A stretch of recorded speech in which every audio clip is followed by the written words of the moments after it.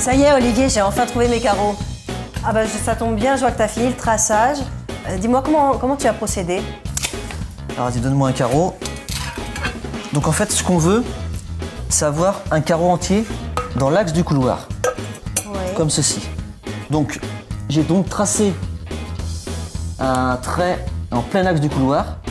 J'ai reporté un autre trait de 15 cm puisque mon carreau il fait 30 Oui. pour avoir mon alignement ensuite lors de ma pose de mes carreaux. D'accord, comme ça le carreau est en plein milieu, c'est plus joli esthétiquement. Voilà. Et puis après, tu n'as plus qu'à suivre la ligne, mettre les bords du carreau. Voilà. J'ai vu que tu avais fait Ouais. une autre ligne, là, un autre traçage. Donc là, C'est j'ai fait un pourquoi? deuxième trait.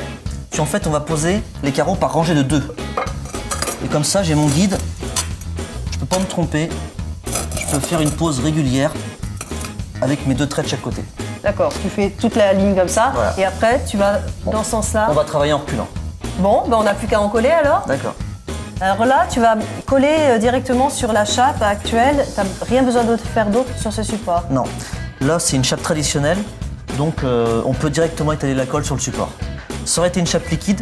Il aurait fallu humidifier le support pour que la colle adhère mieux. D'accord. Tu dépasses pas les lignes là. J'évite Ça, de dépasser ouais. mes traits, autrement après, j'ai plus de repères. Ouais.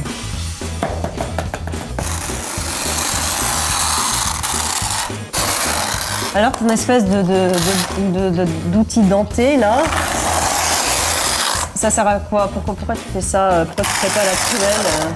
Donc avec cette spatule crantée, on peut étaler la colle régulièrement. Ce qui facilite la pose du carreau. D'accord, pour pas qu'il aille un peu dans tous les sens, Voilà. qu'il soit Donc tout là, on a plat. une colle régulière.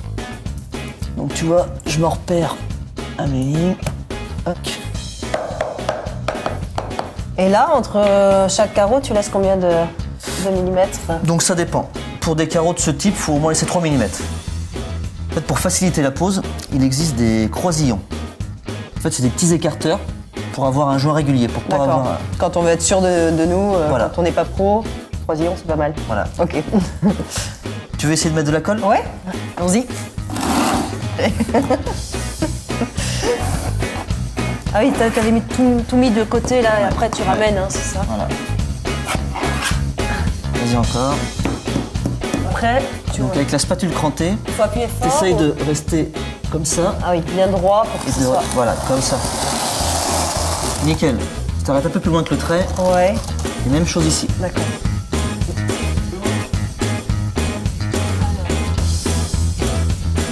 Et tu le tapotes un peu avec le maillet. Il est où, celui-là? Très bien. Hé hé. Bah, c'est mal. Hein.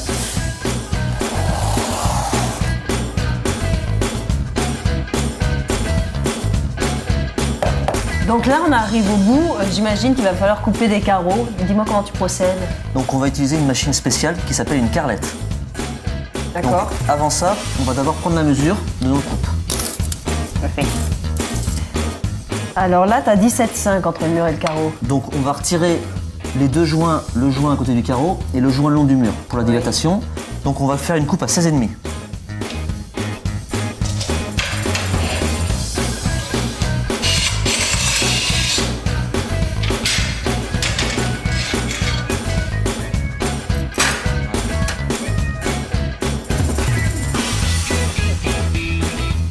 Dis donc, regarde, il reste quand même pas mal de jours là, c'est normal. Oui, c'est au cas où il y aura une dilatation. Et en fait, ce jour, il va être recouvert par une plainte. Donc, on a bien posé notre carrelage là. Voilà. Donc ça y est, Julia, j'ai bien attendu 24 heures avant de réaliser mes joints. Là, j'ai tout fini. Bah écoute, c'est super beau. Ça me plaît beaucoup. On s'installe ? On s'installe.